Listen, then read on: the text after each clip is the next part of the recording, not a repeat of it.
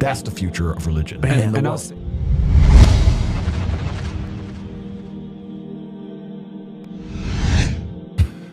if you have a problem with feminism, Islam will fix it.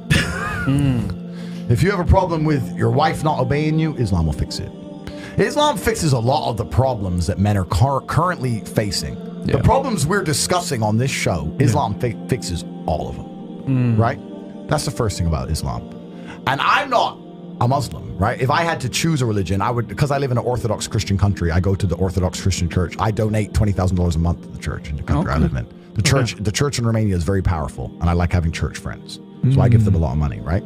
So I would guess I'm an Orthodox Christian. But if I had to bet on one religion as if I were betting on the stock market for the future, you have to bet on Islam.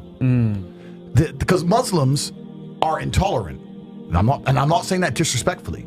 Because if you're tolerant of everything, then you stand for nothing. Yeah. Facts. Christians are so tolerant now that you can go to church. These girls will get fucked on a Saturday night and go to church on a Sunday morning and get fucked on Sunday night, and it's no big deal, right? Yeah. So you don't believe it. They have gay pastors that I'm not even anti-gay, but if the book says don't have, like, what the fuck? Yeah, what do you believe in now? Right, yeah. If you're tolerant of everything, you stand for nothing. I can walk through London with a T-shirt saying Jesus is gay, and nothing will happen to me. If I did the same thing with the Islamic prophet, I'd be dead before I got to the end of the street. Boom. That's how much they believe and respect. And I respect people who stick up for what they believe in. Yeah. It's not even about me believing in it. I respect them because they believe and they will defend. Muslims are the only people who will defend their religion. They will defend their beliefs. They refuse to be mocked. They refuse to be insulted. And I respect that about them. I respect that. That's an amazing thing about them, right?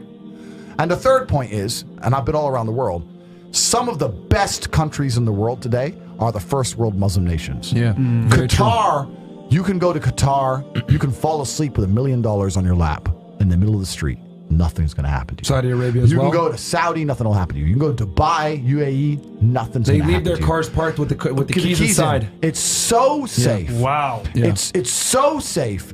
Women, everyone's married. Every woman obeys her husband. Every single woman has 4, 5, 6 kids.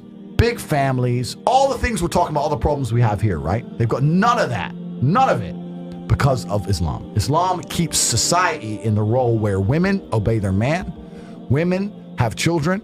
Women have big families. Women are exceptionally happy to do so. Yes. Before some Western girl comes in here and runs her mouth, the Islamic women are happier than any fucking thought you're going to see in the club tonight. And they're very true. They're happy.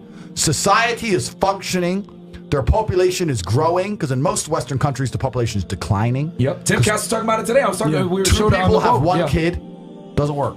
Doesn't work, right? 2 people need to have 3.1 kids because people die, right? People die prematurely, blah, blah, blah, blah. Yeah. So we have population problems in the West. They have none of the population problems.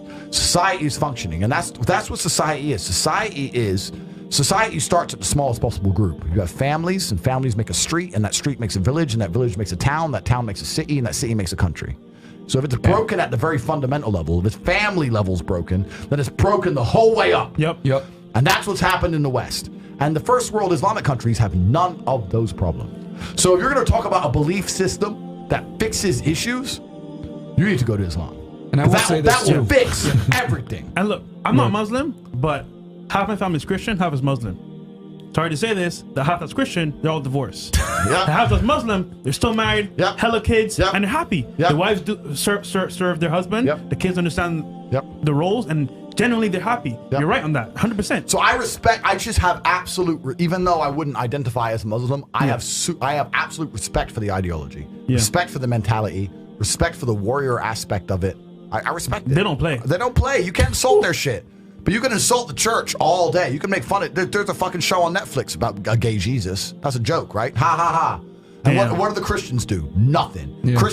Christianity is a dead religion. If you're a Christian, and I'm saying this as a Christian myself, Christianity is a dead religion which is confined to the history books. It's dying out. Your own Pope The Pope goes up there and talks LGBTQ shit. That's crazy. It is over. You don't stand for anything. You don't believe in anything. You have no boundaries. You're walked on. You're mocked. You're divorced. Your fucking Christian wife, after taking her to church for 20 years, will fuck the gardener behind her back. The whole thing is a joke. Being a Christian now is nothing more than advertising you're a loser. It's a losing religion because you've lost to Islam. That's the future of religion. Man.